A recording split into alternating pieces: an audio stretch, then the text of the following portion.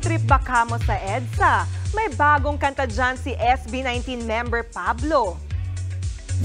Ito na naman sa EDSA Kaban, but I'm riding on, I keep riding on. Di pa rin nasanay itong aking kailaliman, but I'm riding on, I keep riding hard. Ito na naman. Yan ang bagong single ni Pablo na EDSA. Iba rin talaga siya magsulat. Naikwento niya sa kantang yan ang mga madalas mangyari sa National Highway, gaya ng malalang traffic, mga nagmamadaling commuter, at mga naka-display na billboard. May more than 30,000 views na yan sa YouTube.